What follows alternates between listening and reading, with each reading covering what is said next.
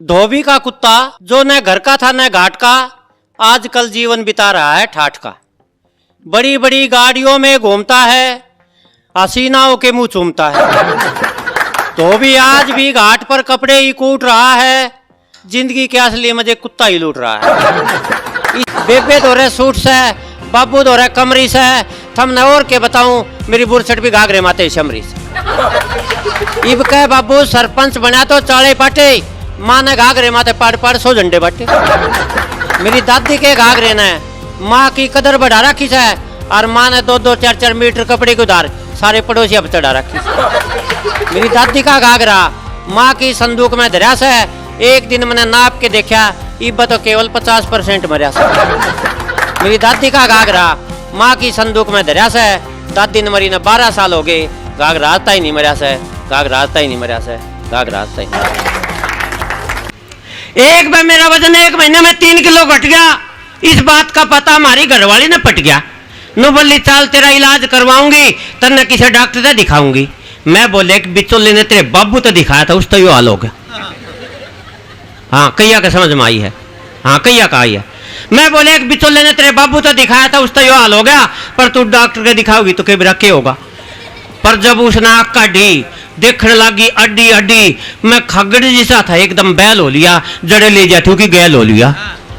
पर डॉक्टर की दुकान का आगे जाके बैठ गई, मैं तो भीतर धका दिया, आप बाहर बेंच पे बैठ गई। डॉक्टर ने मेरा पूरा कराया चेकअप, फिर फेंकने लग गया नरी गप। नो बोला यह बीमारी सुख चैन और शांति ने खा जैसे, इसमें आख्या का गए अंधेरा छा जैसे, इसमें ब्लड प्रेशर कदे मंदा कदे हाई हो से, यह बीमारी कति मौत की राई हो से।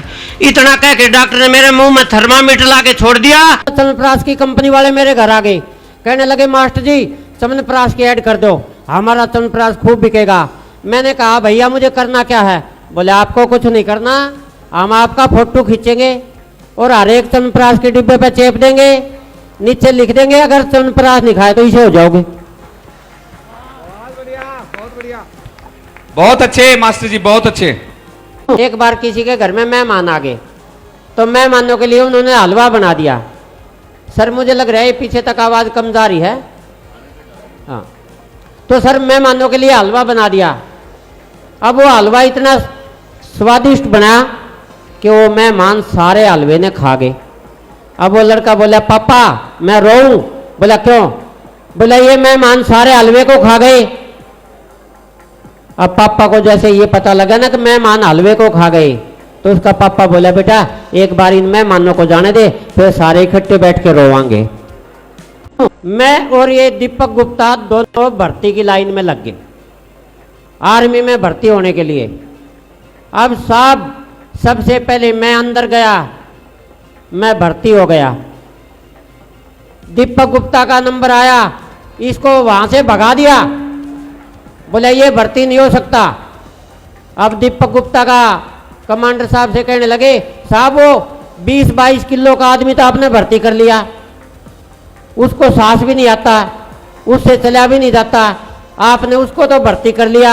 मैं हट्टा कट्टा, मैं 80 किलो का आदमी, मेरे को भर्ती नहीं कर रहे, क्या बात है? कमांडर हाथ जोड़ के नहीं बोला तू अपने घर में चला जा, उसको तो हमने मेडिकल में भर्ती किया है। भाई जोरदार तालियां मास्टर के लिए, बहुत बढ़िया। एक फौजी अपने अफसर के पास गया, ने बोला साहब 10 दिन की छुट्टी दे दे। वो अफसर ने बोला भाई छुट्टी दे दूंगा, पाकिस्तान का एक टैंक लिया दे। ने बोला जी ले आया। वो भाई साहब 3 घंटे में पाकिस्तान का टैंक ले आया। अफसर ने देखा पाकिस्तान का टैंक आ गया है, बोला जा तेरी 10 दिन की छुट्टी।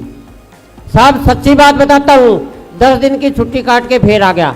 आता ही बोला जी 10 दिन की छुट्टी और दे दो। ने बोला पाकिस्तान का एक टैंक लिया। वो दौड़ा दौड़ा गया, इस बार 2.5 घंटे में पाकिस्तान का टैंक ले आया। छुट्टी काट के फिर आया, अफसर से बोला साहब मजा आ रहा है, फिर छुट्टी जाना चाहता हूँ। अफसर ने बोला पाकिस्तान का टैंक? ने बोला अभी लाता हूँ। अफसर ने बोला डट जा, न्यू बता यो पाकिस्तान का एक टैंक लिया हुआ किस तरह है तू? जी मैं उनके एक टैंक के बदले में अपने 2 दिया हूँ। तो सर मैं दुल्हन के द्वार पे गया, मैंने दुल्हन को जैसे ही देखा, दुल्हन ने मेरे को देखा, उसके हाथ में जयमाला, मेरे हाथ में जयमाला। अब दुल्हन ने मेरे को देखते ही शेर कहा छैल छबीला गाभरू, सोना और होशियार, इतना सुंदर पति मिला तेरी जय करता।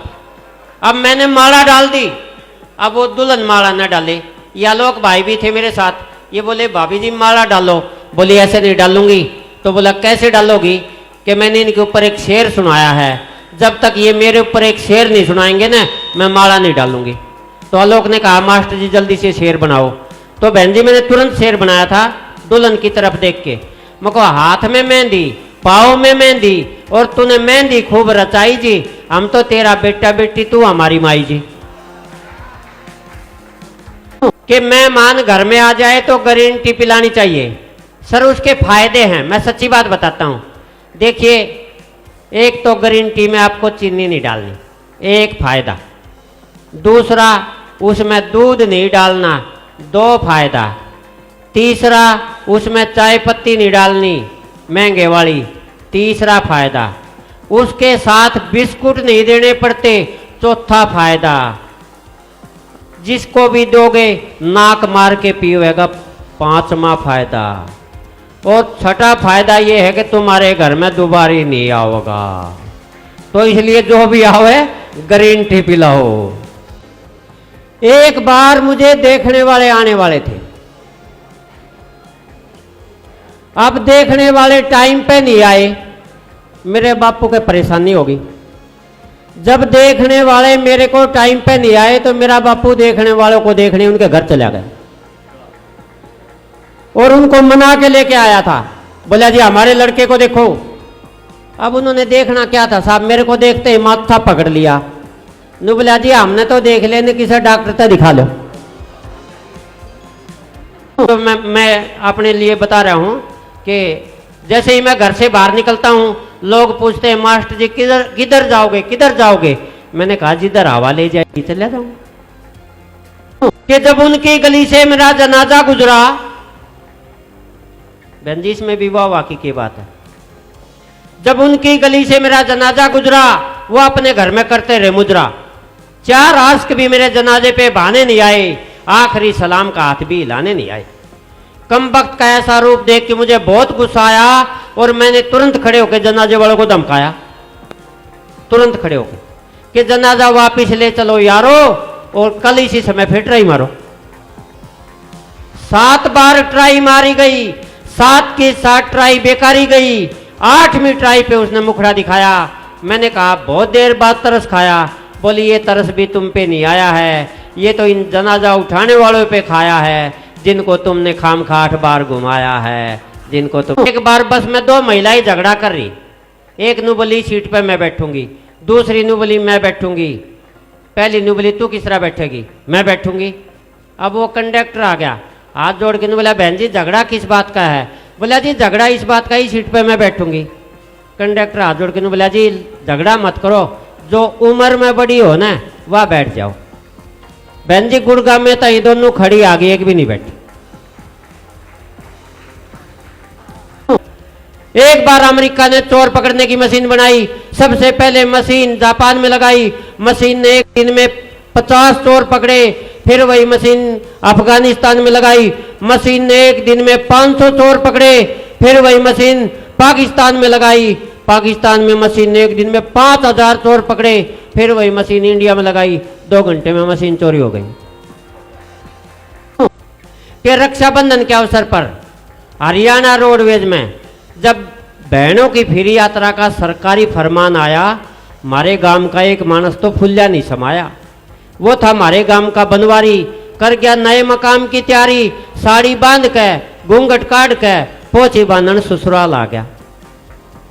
पर उल्टा जाते यानी फ्लाइंग के थे आ गया। एक फ्लाइंग वाला ने बोला अपना घूंघट हटा, जोड़ा ठा के नीचा, 10 गुना की पर्ची कटेगी, चाहे कितना ही जोर लगा। बनवारी बोला ओ फ्लाइंग वाले अफसर बस न्यू बता तने पिछाना क्यों कर। देखिए सर यहाँ एक व्यंग है। बनवारी बोला ओ फ्लाइंग वाले अफसर न्यू बता तने पिछाना क्यों कर। फ्लाइंग वाला बोला रे तू लुगाइया की बस में चाले पाड़ रहा था, इस बस में एक भी आदमी को नहीं, तू फिर भी घूंघट काट रहा था। कह रही थी एक दिन आप मुझे पसंद है, वो कह रही थी एक दिन आप मुझे पसंद है, मैं गीत गजल हूँ आपकी, आप मेरे छंद हैं। फिर उधार ले गई 50,000 रुपये मांग कर, अब ससुरी का 3 महीने से फोन बंद है। मैं और झूठ बोलूं मुझे कोई चाव नहीं है सर। मैं आप सब के लिए इधर से जो ये लटके लटके मुंह बैठे हैं ना, आपके लिए कह रहा हूं, मैं और झूठ बोलूं मुझे कोई चाव नहीं है, काम से इनकार करूं मेरा स्वभाव नहीं है। झाड़ू पोछा चूल्हा चौका उसके बाद बर्तन मैं अपनी मर्जी से करता हूं, किसी का दबाव नहीं है। तो बनवारी बोला ओ फ्लाइंग वाले अफसर नु बताता ना पिछाना क्यों कर। नु बोला फ्लाइंग वाला तू इस लुगाइया की बस में चाले पड़ रहा था, इस बस में एक भी आदमी को नहीं, तू फिर भी घूंघट काट रहा था। बनवारी बोला ओ फ्लाइंग वाले अफसर यो ससुराल तलाया सुने खांड का सार खा लो और 10 गुना की पर्ची मन्ना काटो, चेक एक पोती थम भी बंधवा लो।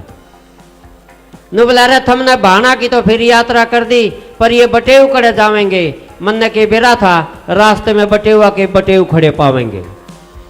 पर फलाइंग वाले अड़ गए, रोते बनवारी के 10 गुना की जड़ गए। बनवारी बोला ओ भाई मन यो खाम खाम का फर्ज निभाना पड़ रहा है, थारी बेबे जापे में पड़ी है इसलिए मन आना पड़ रहा है।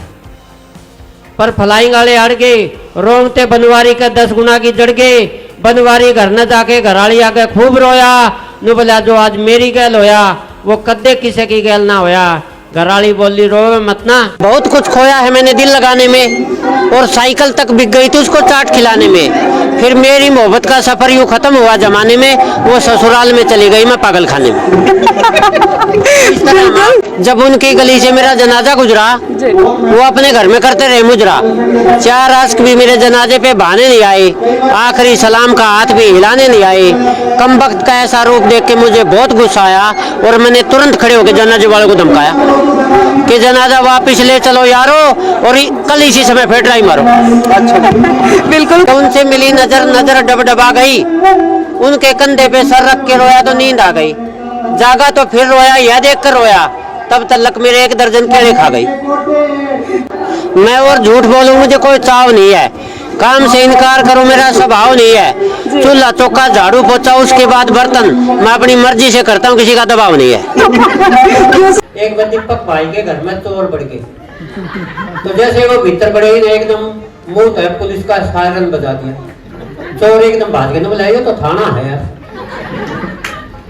दूसरे दिन वो चोर फिर आए तो इनके घर में अपने लाग गए। जब ये कदे कुत्ते की बोल रही, कदे बिल्ली की बोल रही, कदे जो ने शेर की बोली बोलने लग गए। चोर ने बोले यार कल थोड़ा थाना था, चिड़ियाघर खोल दिया। सच्ची बात बताओ मैंने देखनी है आगे क्या, और देख रही है मैंने, देख के माथे पे हाथ मार के वापस चल पड़े। मेरा बापू बोला कि लड़का देख लिया, बोला हमने तो देख लिया, किसी डॉक्टर को दिखा लेना। अच्छा ये यूसुफ भारद्वाज जी एक दिन ये डाई लिया है बाल काले करने खातर, तो इनका पोता सफेदी बोल रहा है कटोरी, जो बाल काले करे वो सफेद करे। तो मैंने बोला पोते तू क्या करे, बोला दादा तू क्या करे, बोला मैं बाल काले करके जवान होना चाहूँ। पोता ने बोला मैं बाल धोले करके बूढ़ा होना चाहूँ। बोला तू बूढ़ा क्यों होना चाहे, तो बोला दादा जब तू जवान हो जाएगा तो घर में कोई बड़ा बूढ़ा भी तो होना चाहिए। अच्छा वो क्या होता क्या होया पाछा भाई दुल्हन के पास दूल्हा जाता है तो उससे पूछता देखो सारे काम है पाछा। दुल्हन बोले तेरा नाम क्या है, मानो बोले कार्ड पे तेरी बुआ का नाम लिख रखा है।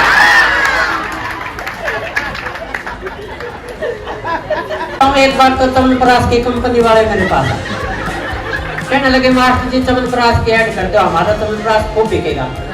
मैंने कहा भैया मुझे करना क्या है, बोले आपको हम आपका फोटो खींचेंगे और हर एक चमनप्राश के डिब्बे पे चेप देंगे और नीचे लिख देंगे चमनप्राश लिखा है तो इसे हो जाओ। एक बार चंडीगढ़ कवि सम्मेलन में गया, एक सरदार जी मिल गए, पूछने लगे मुंडा तू क्या करता है। मैंने कहा जी मैं अध्यापक हूँ। बोला अध्यापक तो तू नहीं लगता, मैं क्या लगता हूँ, बोला तू आध पका लगता है। आपको हंसाने के लिए आए हैं, कहीं छोड़ी थी इतना सूंगड़ा मुंह करके बैठी, एक तो घना सूंगड़ा रहा कर रही, वो क्या बात हुई गुंडा लागू, बोला ना तेरी शक्ल मेरी सासू से मिला है। रजनी बेनीवाल की एक बार देखिए कोऑर्डिनेटर एक बार खड़े हुई, मैं आपके लिए तालियां बजवाना चाहता। एक बार रजनी जी की शोभित अरे मिल गई आता है, मैंने राम राम हुई। मैं बोला रजनी जी आप इतनी सुंदर कैसे हैं? बोली भगवान ने मेरे को खुद अपने हाथों से बनाया था और मुझे मारे लिए के बिहारी मजदूर बुला रखा था। स्कूल का एक कोरा मिल गया, पहले तो कई देर मैंने देखिए गया, फिर मैं डरवाया। बोले जी आप महेंद्र मास्टर हो तो जो हमने हिंदी पढ़ाया करते। वो कहा हाँ मैं वो ही हूँ। बोले आप इन जी वो हो।